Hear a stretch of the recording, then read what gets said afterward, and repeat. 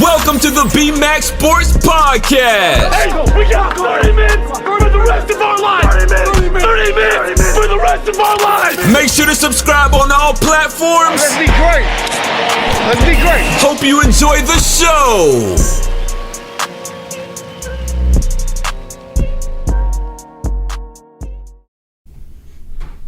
Welcome back, ladies and gentlemen. Sorry for the long hiatus. We are now back in action. I got a new job title, so I've been fairly busy here lately. I'm going to be busy the rest of this week as well, going on a business trip to the dreaded Knoxville, Tennessee, University of Tennessee. Fuck those guys. Let me just say that right off the bat. Fuck Tennessee and all your volunteer bitches. But let's jump right into this podcast. Sorry for the long hiatus. We're going to start off. Hutto, of course, is with me. How was your day today, Hutto? Fantastic. As always, every Monday is. The week started, that means we're getting closer to the weekend. Yeah, unfortunately, I hate traveling, dude. I have like a bad anxiety about it, so I'm not looking forward to going to Knoxville. I am looking forward, however, to new adventures, so there's that. So let's cut all the bullshit. Everybody knows what they're here for, what they want to hear this week. Is I made a post on Facebook and said I'm in contact with Tommy Samples. It's a conversation that was like a roller coaster, ups and downs for sure. He's got a bit of an attitude on him, so I might have to adjust that shit for him. He keeps snapping at me. So I'm going to start the conversation from my very first message I sent him, and we'll just go back and forth, and I'll tell you how our conversation went and where we're at now. Okay, so I first reached out to him. I said, "Hello, Mr. Samples. My name is Tate King. I'm currently working with a small media outlet out of Middle Georgia. I've grown interested in your case, particularly with your relationship with Marshall Talent. I would be very interested in a phone conversation with you. Hope all is well with you. Hope to hear from you soon. If you need anything, let me know." So, that's basically as nice as you can be. I'm going to be honest with you.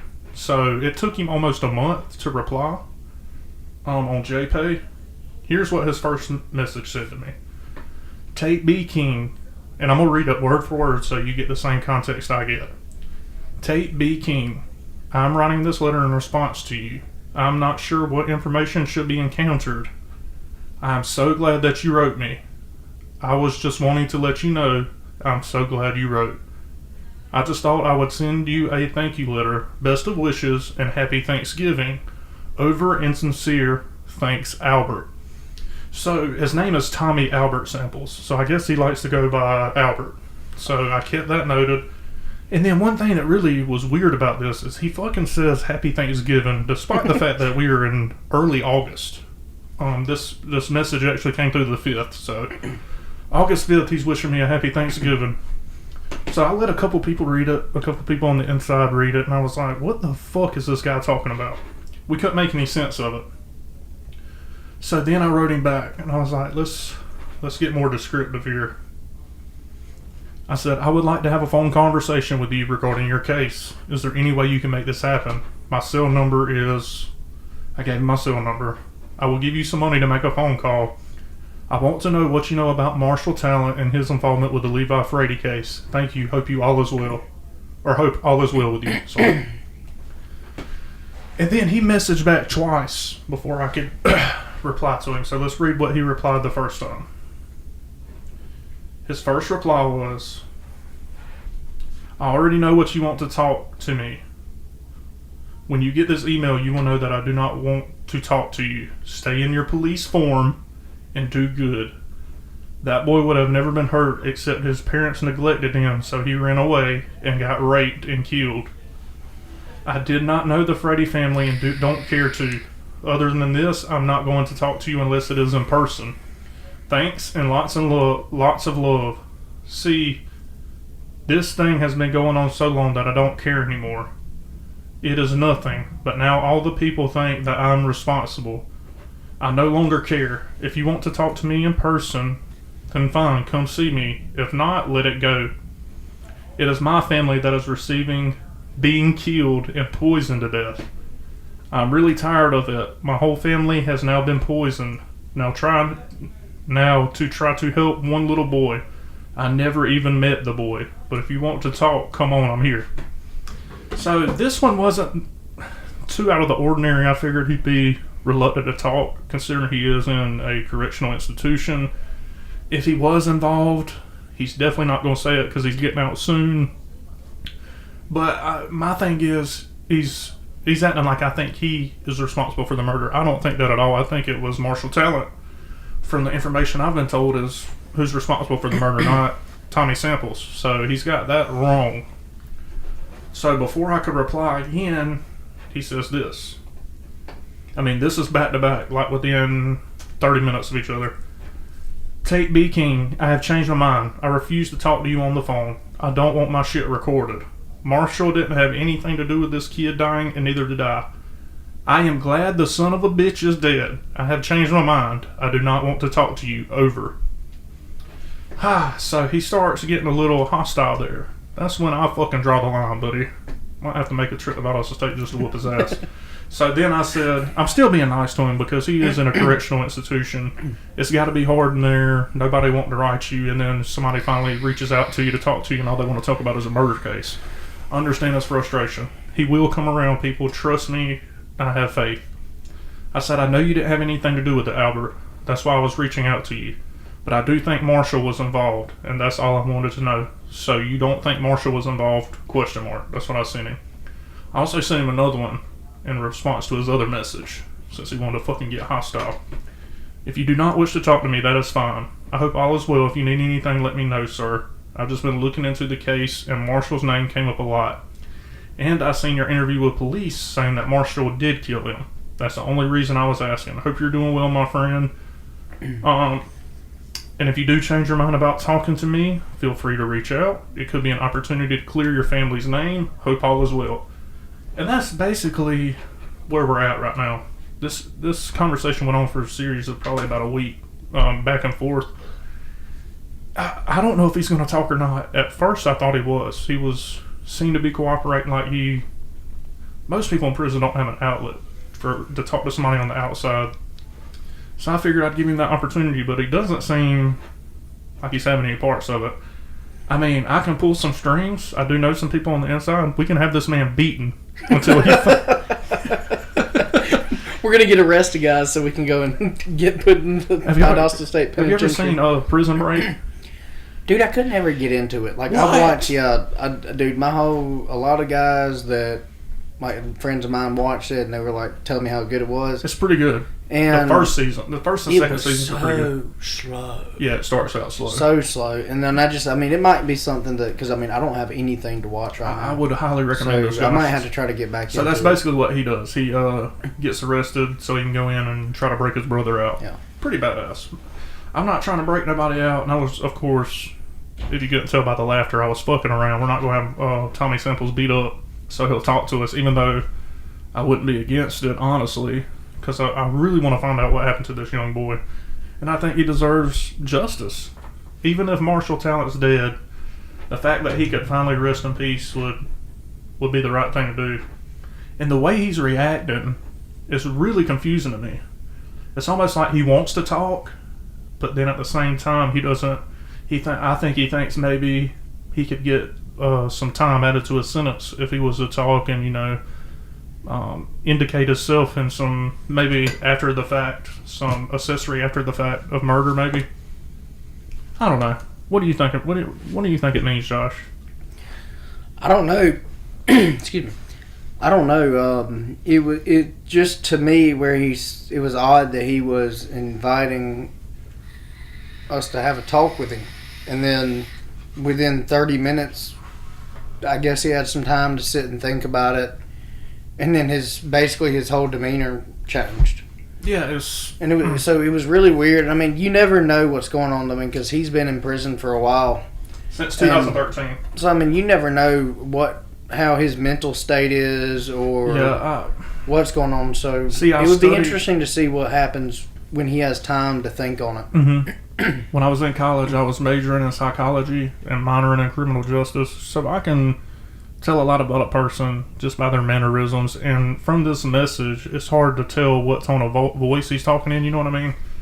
Because he doesn't use exclamation points or anything like that. He really doesn't use proper grammar at all. So it's hard to get a read on him. The first message where he said Happy Thanksgiving makes me think maybe he's not all there. You know what I mean? And there's nothing wrong with that. That's just going to be hard for me to get reliable information out of him. You know what I mean? Especially if it looks like he may be suffering from some bipolar disorder as well. Because in 30 minutes. You never know.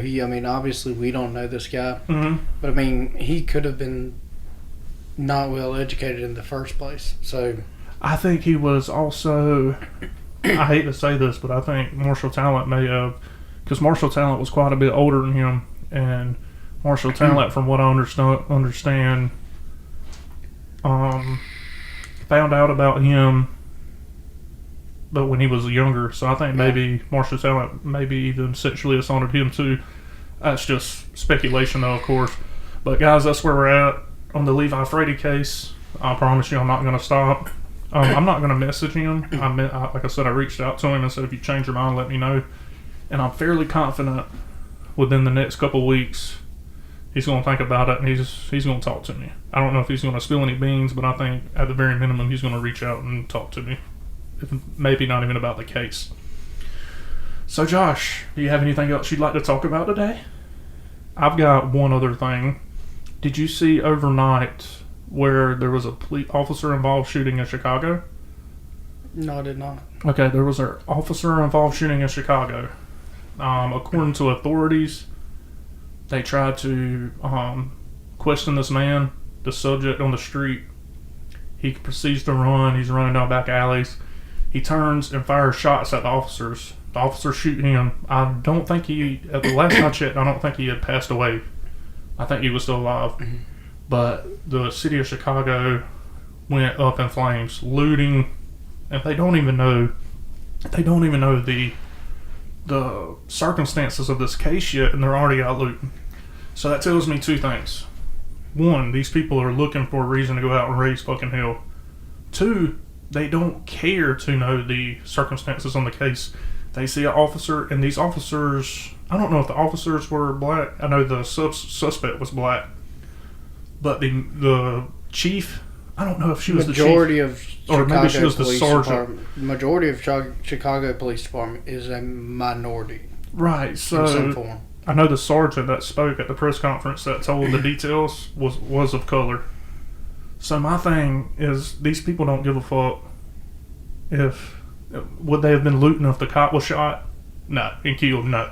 And I think there was a security guard injured, and like I said, one suspect was injured, I believe.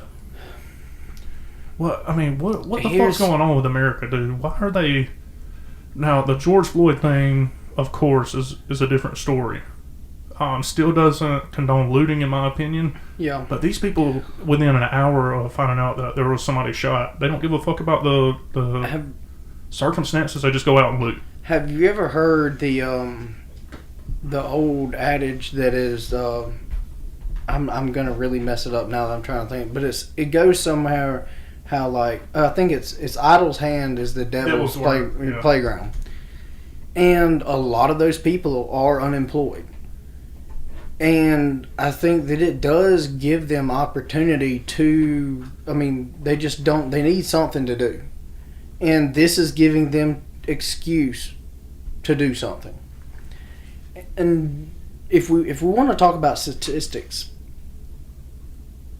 a cop is 18.5% more likely to be shot by a black man than a black man is to be shot by a cop. Does it happen and the cop's in the wrong? Yes, it does.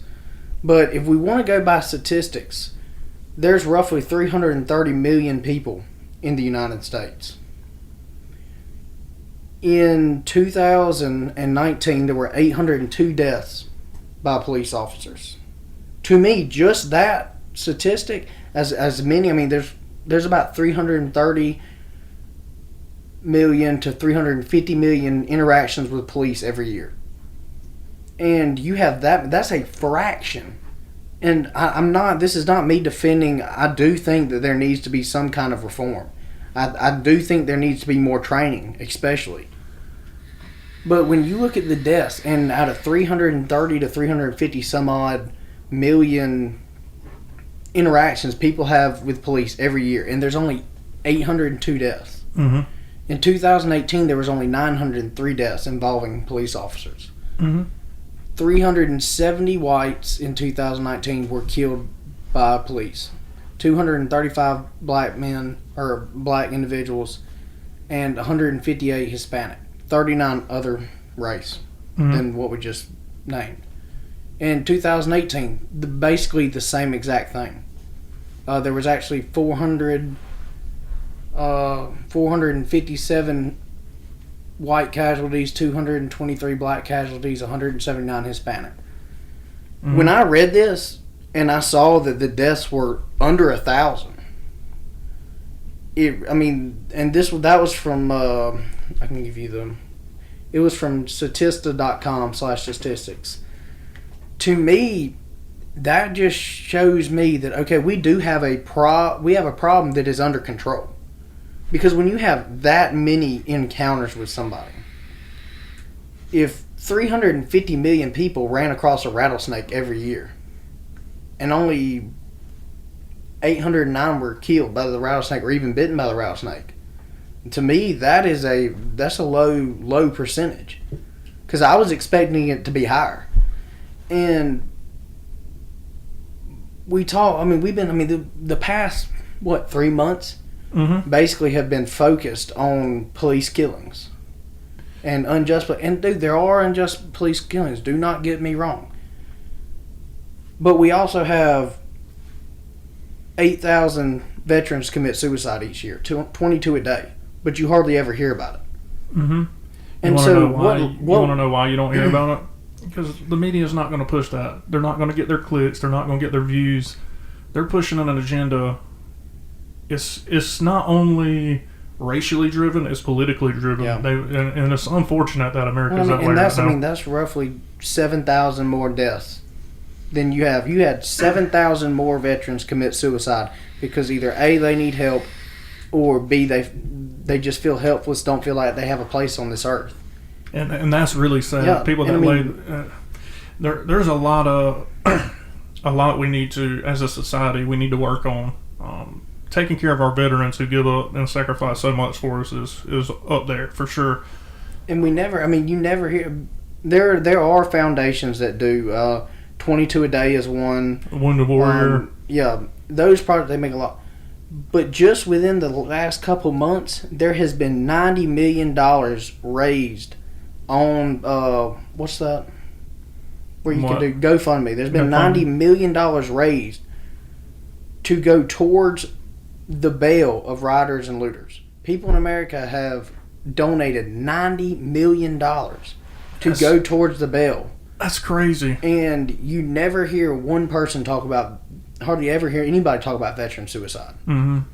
And if the media would push it like they're pushing these looters, these rioters, these police killings, I guarantee you we could raise the same, if not more, for the veterans, but you're not going to see it.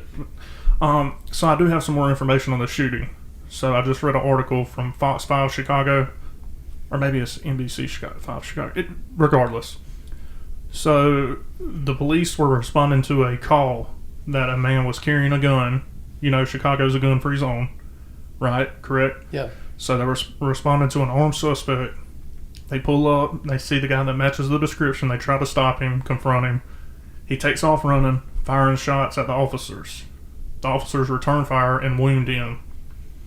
They said he was in his early 20s to mid 20s.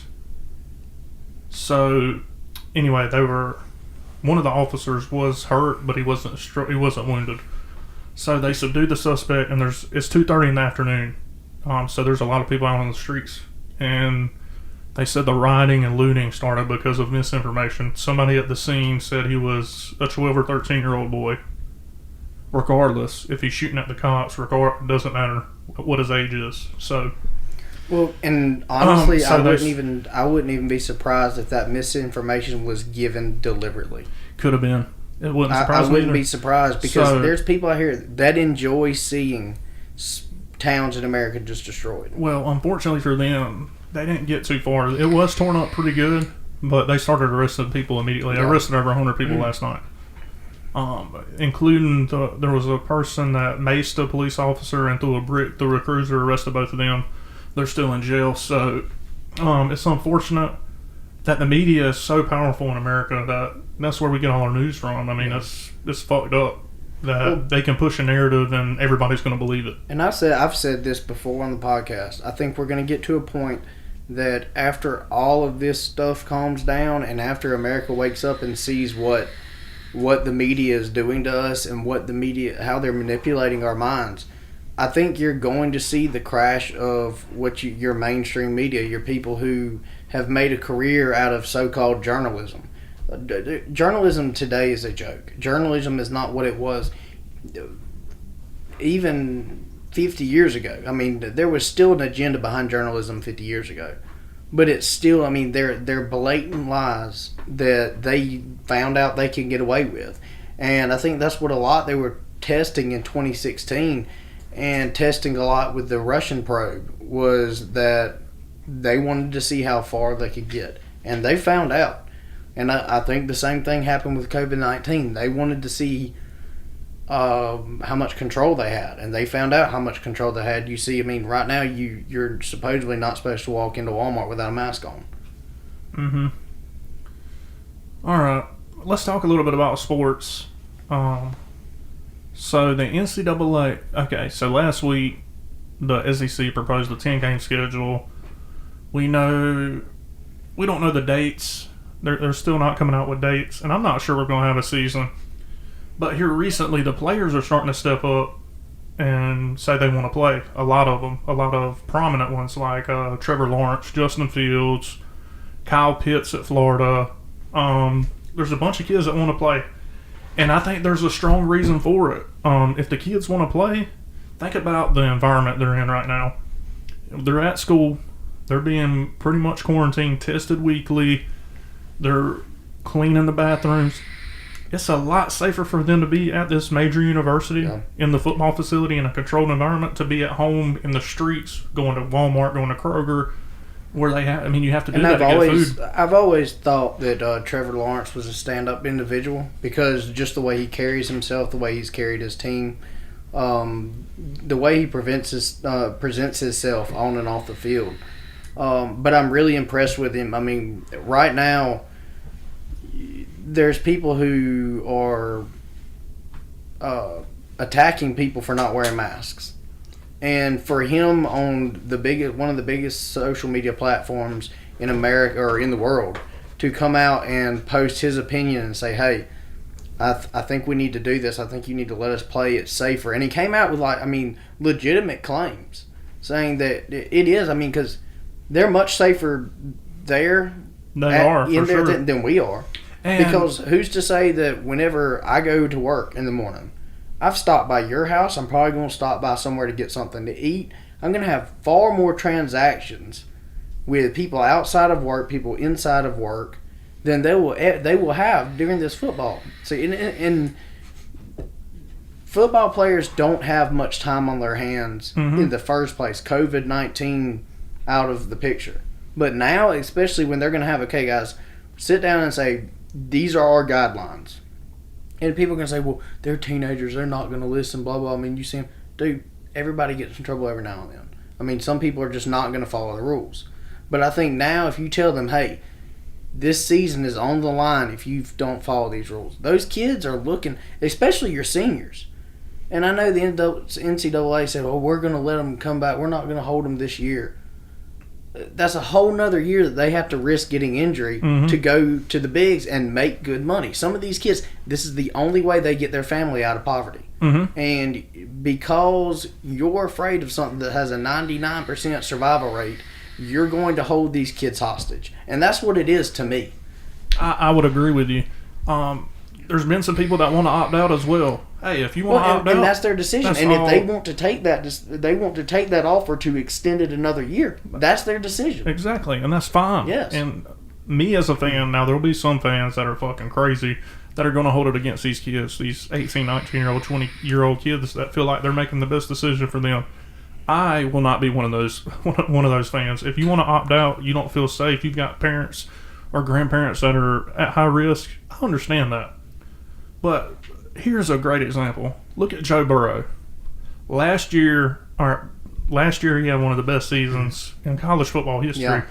But if you look at his 2018 season, he was just average. I'm going to be honest. And he was just there's average. no way he would have been the number 1 draft pick. So No let's way. look at him in 2018. Let's say COVID hits in 2019. He's not able to play. He has a choice to come back, but he's not going to. He's already graduated college. He's wanting to go to the NFL. Yeah. He loses millions of dollars by not playing that year of football. And I don't think it's fair. I think it's essential for these kids because it's their livelihood. It's their profession. They want to be professional athletes. I don't think we should take that from them. I think if you want to play, play. It's basically like an internship. College football is basically like an internship, if you think about it. They are not stopping me from going to my job right now. I make money now. They don't get paid for this, but they get an education. Mm-hmm. And they also get this is basically an internship to make millions of dollars. Mm-hmm. They get to go out and they get to prove that the NFL wants them. They get to prove that they are entertainers. They get to prove that they're the world's best athletes. And literally taking it away from them. The weirdest thing about it to me is, I'm going to use Wisconsin just as an example because they're one of the most vocal about it. In the Big Ten Conference and the Pac-12 are the most vocal about it, about not wanting to have the season. Wisconsin, for example, they're going to have students on campus this fall. So you mean to tell me they can go sit in a classroom with 100-plus people in it, and it's all hunky-dory, all fine, but they can't play a fucking football game with 22 people on the field at the time and a couple referees and some coaches? It makes no fucking sense to me. Well, and they make enough money. They do not make enough money to test every kid and keep it under control throughout the campus. No, they do they make don't. enough money to test the football team, to test every blasted team in the NCAA. Mm-hmm. There is a way to do it. There's a way to do it right. Look, you look at the Dana UFC. White, that's what I was just about He to say. laid the Dana foundation, White man. laid the foundation. Exactly like what you said. He said, you know what? Screw it. Buy an island. Putting the place on it. Everyone has said there has not been one corona case. I mean, there's been people that tested positive, but they're automatically going in quarantine. That's why they automatically there's been no you were tested transmittable. before. Right, there's no And people are transmittable going to say, cases. well, look at the Florida baseball players. 10 of them got. Who knows if they were even exposed to it there? They probably weren't. And because in a baseball environment, the only people you're close to are your teammates. You're in the dugout with them and in the locker room with them. The other team, I mean, you get close to the first baseman, second baseman. And I mean, you're it's not really that that's close. the thing. It's outside. I mean, if we're going to believe what the CDC says, they say that coronavirus cannot last very long in ultraviolet rays. It just can't. I mean, it doesn't live. That's like I said, if we're going to believe what the CDC says. And a lot of these people, these maskers, these people who are pushing for the season to be pushed out, read what the CDC says like the Bible. So if you believe what they say, and all of these, let's host all of these games at outdoor facilities, and let's keep team-to-team contact indoors relatively distanced, and we shouldn't have a problem because it's following every rule that the CDC has laid out for us. Yeah. Unfortunately, I don't think the CDC's got this thing to a science yet. I'm gonna be honest with you. All right, while we're on the sports subject, this weekend is UFC 252. Stipe Miocic versus DC3. We're going to go through the top 3 fights and just give you our thoughts on them. All right, so the third fight from the main event will be Junior Dos Santos, number 5 heavyweight, versus Jair Rozenstruik, number 6. I see this fight standing upright, of course. I think they're both prominent strikers. Dos Santos is getting on up there in age. Jair Rozenstruik is coming off the law. Who did he just fight? Is he the one that fought what's that big motherfucker's name? You know what I'm talking You're about. talking about Francis Ngannou. Is he the one that just fought Francis Ngannou and got absolutely knocked out? Yeah. I'm gonna go with Rozenstruik here.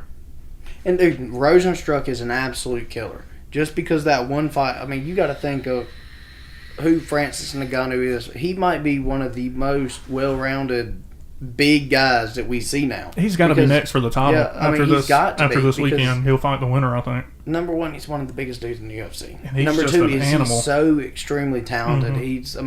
You saw what he was. You saw the performance. He improves every time out. He's still, I don't even think he's at his fight peak yet, to be honest, and that's scary. Who you going with this one? You got Dos Santos or Rosenstruck? I'm going to go Rosenstruck just because I've seen fights from him in the past. He is a knockout artist. He has knockout power. I think that one bad fight against Francis Ngannou should not put a black mark on your resume. So I'm definitely going to have to go with him. All right. Now moving on to our co-main event, Sugar Sean O'Malley, now with a number beside his name, number 14 in the bantamweight division. I think he's easily a top 10 fighter right now. Is fighting Marlon Cheetah Vera. Marlon Vera is a bad motherfucker. He's got great jiu-jitsu, pretty good strike. I don't think he wants to stay on I don't think anybody in this bantamweight division wants to stay on the feet with Sean O'Malley. Even though Sean hasn't fought the pedigree of competitor that we'd like to see him fight, like the Cody Garbrandt, like the Peter Yans. He hasn't fought anybody of that caliber yet, but he is knocking motherfuckers out cold that are in the UFC. Well, and his style is just so... He's so unorthodox. Yeah. He reminds me so much of Conor McGregor. He creates angles. He'll step off. He hits you with that left. Fucking counter. He's a good counter puncher. He's got good kicks. I haven't seen him on the ground yet is the only thing, and that was the big question about Conor McGregor when he was coming up through the ranks is can a wrestler take him down and dominate him? So I think I'm going to go with Sean O'Malley. I think he keeps the fight standing. I think if he gets another early finish, I think you could see him and Cody Garbrandt in November. This is what defines that fight, is how good is his takedown defense. If his takedown defense is good as he's been performing, it's good. Then yes, he will win this fight. It's good, but the only I will say is good, as far as I can tell, against the degree of competitor he's fought against so far. Marlon Vera is on another level. I think it's by far. Eddie Wineland, he's a pretty good fighter, but I think he was on his way out, and he knocked him out cold. Marlon Vera is the real deal, and he's looking to make a run at the title too. So this is going to be an elimination. Somebody's going to get knocked off the ladder. It's going to be a really good dude. It's going to be such a good fight, man. I think I got Sugar Sean knockout. I'm going to say second round knockout. He's going to sleep Marlon Vera, and then I'm going to make a bold prediction. Cody Garbrandt is rumored to be signing a fight for October, November. He wants to fight. That's when he wants to fight again. If he gets him out of there quick like that and doesn't get any injuries, I think Sean's going to fight him in November. Kind of off topic. Do you follow Tony Ferguson? Have you seen what he's been putting up? He wants to fight Conor McGregor, right? He's been kind of hinting at him working on a contract with somebody. I don't know who it is. It was rumored to be Conor McGregor or, oh man, what's his name? I can't remember. Dang, what's his name? What's he look like? Ugly? Yeah. Nate Diaz? No. That's an ugly fuck right there. Dang, Black or white? He's a white guy. What, in the same weight class? Anthony Pettis? Yeah. He's not white. He's like Hispanic. Dude, he looks white as hell. He's like Hispanic. Okay, well. Anthony Pettis might knock his fucking lights out. Well, and here's the thing. He shared something on Instagram where it showed a picture of him in the stare down stance. Mm-hmm. And like they were at the weight, Dana White was behind them, and it just showed a graphic of Connor or Pettis popping in and out of it. So he's hinting he wants to fight. I'd like to see that Connor fight. I would too, because they're both killers, and I mean, if we're being honest, Connor hasn't been in the ring much. Mm-hmm. So Tony has a really good fight because Tony is nobody to sleep on. Nobody to sleep on. For sure, and I don't think Connor would sleep on him, take that fight easily either. I want to see, Dana White has come out and said up public that Connor's not fighting again this year. Yeah, I saw that. I wouldn't be so sure. We've thought that about Conor in the past, and he's come back and fought. I would love to see that fight. You maybe see it on the last card of the year in December, and maybe the winner gets the winner of Khabib Gaethje. Yeah, and I mean that's going to be a big money fight. But Fuck I mean, yeah. dude, Tony Ferguson brings money to a fight. watching Conor that shit. McGregor obviously brings. I mean, he brings the freaking house, the bank, He's the number the one whole. still I in mean, the he UFC, brings everything. regardless of weight division or male or And female. it's just, dude, it's so wild to me that the man hardly ever fights anymore and still the face of the UFC. Everybody is sitting there on the edge of their seat wondering when he's going to fight. And I think he knows that.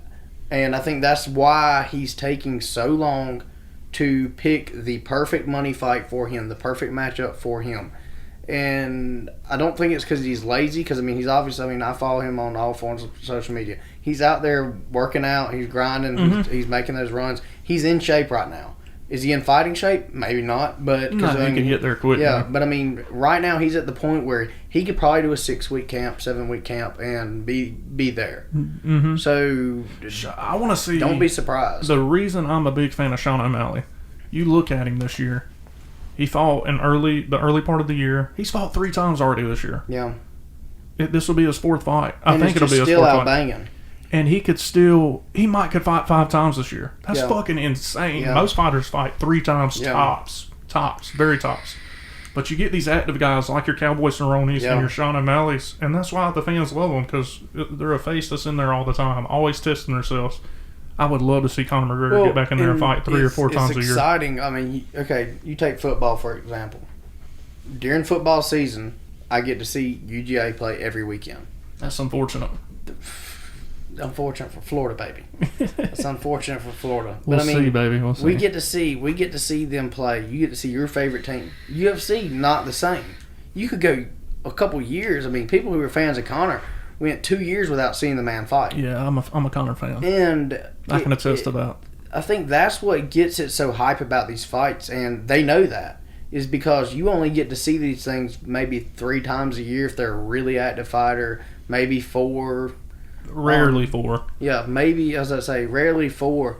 I mean, And a lot of things have to go right for you to be Yeah. able to fight that many times. You got to win most. You got to win and win early.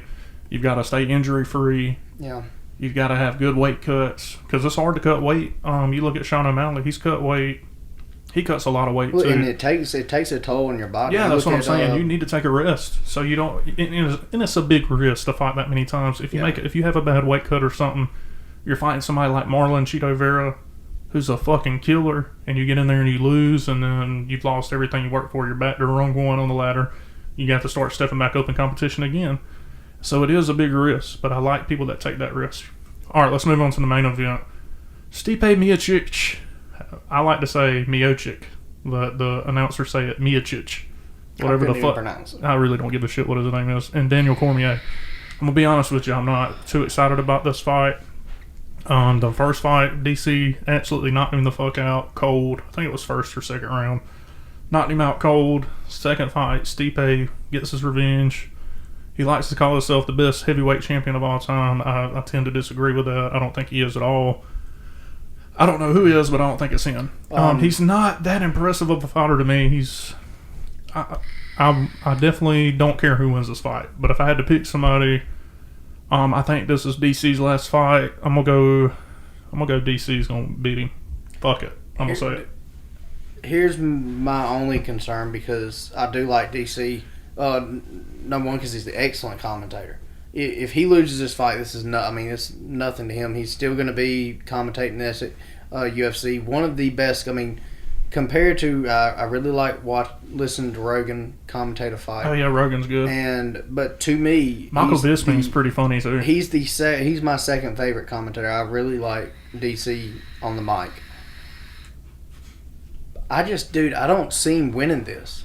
And the reason I don't is, I haven't been keeping up with his camp, but he's been out for so long. He's been sitting down commentating all these fights. You saw how big he had gotten, and I'm not doubting his ability to cut weight. I'm not. Which he's not gonna have to cut weight. Yeah, I'm not He's doubting fighting his heavyweight. ability. Well, he's not going to, but it's also going to make him slower. He doesn't. Stipe showed out his last performance, Mhm. so. I'm disappointed because I wanted to see Francis Ngannou get this fight. So I'm really not that excited about it. The next fight I'm going to get excited for in the heavyweight division is going to be whoever Francis Ngannou fights next. That's just plain and simple. I hate to be so blunt. this fight can be a 5-round war, and it's not going to excite me in the least because I'm ready to see Ngannou get his title shot. And I would like to see DC win just for his last fight. If he wins, does he defend? I don't know what happens if he wins. I honestly think he might retire because I think he's done. Because number one, this is going to not be an easy fight for him. No. Stipe's a beast. It's not going to be an easy fight. So when you get to the age that DC is, and you get to this latter part in your career, if you take a beating, it could be the last beating you ever take. Mm-hmm. Because, Stipe is not a pushover. So, I really don't think, from what I've seen, that he has a desire to hold the belt. I think he would like to get it one last time and say, hey, I'm bowing out. This was my performance. Thanks to my fans, blah, blah, blah. I'm going to pursue my career in commentating. I would not be surprised at all if that happened. Me neither. I think it's pretty well known this may be his last fight. I think everybody's pretty much come to that assumption. Now, will he go out on top? I think DC's one of the best competitors. He just hates to fucking lose. You see it in his eyes when he loses. You can tell he fucking does not like losing. And that's a dangerous dude. DC's a bad motherfucker. Whenever you see somebody who absolutely hates to lose and it hurts them more, the losing hurts more than the cracked orbital bone, that's a dangerous man. Yes, oh yeah. DC fucking hates losing. Both times he lost to John Jones, he was crying in the ring. When he lost to Stipe, you can tell he was visibly upset. It's just a guy that hates to lose. Have you heard anything about John Jones recently? He's in trouble again, dude. Yeah, he can't stay on his own way. He could be the combat sports GOAT. But he's just fucking up. He is not. There's no fight in the question right now. Because I think he's fighting again. I don't think it was that bad what he got in trouble for. I can't even remember what the fuck it was. He's been in trouble so many times. He got in trouble for the hit and run. Yeah. And that's something that I can see. But dude, these people are animals. Why? You're going to be surprised when they're out partying and snorting coke. No, I'm not. I'm not. And dude, to me, I wouldn't mind seeing two coked up dudes who know jiu-jitsu and kickboxing to get in there and fight. Probably one of the best fights you ever saw in your life. Yeah, for sure. But he knows the fucking rules. Just stay out of trouble, dude. You're the best in the fucking world. Nobody has ever beat you. And he's got so much potential to make money. Yeah, dude. And, he could if he kept his head on his shoulders. You could see Conor McGregor replaced as the face of the UFC to John Jones. He still is a big face in the UFC. Yeah. And look at the fight possibilities that are out there on the table right now. If Adesanya beats Paulo Costa, then who's left in that division for him? He might move up to fucking light heavyweight and bang with John Jones. But if John Jones can't stay out of trouble, can't fucking stay in the ring, he's losing out on them big money fights. He really is. He's a big draw. Everybody likes to see John Jones fight. And that's the thing too, is when you get in trouble, it's kind of like taking a loss. You get forgot about in these big fights. So at this point in John Jones' career, he has a question to ask himself. Do I want to be a what if and be, if he would have stayed out of trouble, he would have got all those fights? Or do I want to go down as one of the greatest heavyweights of all time? Light heavyweights. Yeah, light heavyweights. He could even move up. He's big for a light heavyweight. Yeah, he could move up. He can move up to heavyweight and really do some fucking damage up there. I think he could be a double champion division guy. Champ. Yeah. That's Conor McGregor. The double champ does what the fuck he wants. It makes no sense to me with the talent that he has, that he doesn't even have people around him. Because some people can't stay out of their own way. But at some point, there's got to be somebody that he takes seriously in life. There's got to be somebody he looks up to that should do him the favor and sit him down and be like, John, you got to do something. I'm sure there's been several people in his family that have that talk with him. It seems there's people in this world that it just seems like trouble fucking follows. We all have those people that we were once friends with or even are still friends with. That trouble just seems to follow him, and that seems to be John Jones. He can't stay out of his own way. And that's unfortunate because he is one of my favorite all-time fighters. Not the person John Jones, but he is a fucking phenomenal fighter. And it's just unfortunate that his legacy may be him getting in trouble. That's what people are going to remember him for. They're not going to remember him for beating Daniel Cormier twice. They're not going to remember him for beating Alex Gustafsson. They're not going to remember him for fucking all the fights he's won. And that he's never even lost. He's got one no contest, I think, or one DQ when he fucking threw an elbow to somebody's head or something. Nobody's ever beat the guy. It makes me sick. Anyway, you got anything else you want to talk about? I think we covered it. I think we covered it too. I think it's a pretty good episode. Sorry about the hiatus, guys. We've been super busy. These people who put out 3 and 4 podcasts a week, I mean, they've already made it. It's really it's so hard to make decent content for y'all and then keep y'all entertained. And so just bear with us. We're gonna try to get more guests on. It's actually been kind of a struggle here recently due to people dropping out, due to people who have. There's actually some people that I was trying to get on that got the coronavirus that couldn't come on. So it's been a struggle. There's not a lack of trying. I can tell you that. There's not a lack of trying. Let me know if you've made it this far in the podcast. I'll know if you've listened. I want you to message me either on Facebook, Twitter, whatever that may be, and let me know, do you think I should reach out and try to talk to Jackie Talent, who is the cousin that was supposedly involved with Marshall in the kidnapping of Levi Frady? I'll tell you this, if I get 10 people that want me to reach out to him, I'll find the fucker's phone number and I'll call him and see if he'll talk to me about it. But I need 10 people minimum. If I don't get 10 people, I'm not risking my life for that shit. This motherfucker might come down here and murder my whole family. So you let me know, message me, whatever, comment under where I shared this at, and let me know if you want me to fucking message that dirtbag and see if I can get him to talk. Anyway, we appreciate y'all tuning in. Y'all have a great week. We'll be back in action this weekend sometime, so hopefully Monday or maybe even Sunday you'll have a new podcast. Anyway, appreciate y'all. Y'all have a good week. Peace. Holla.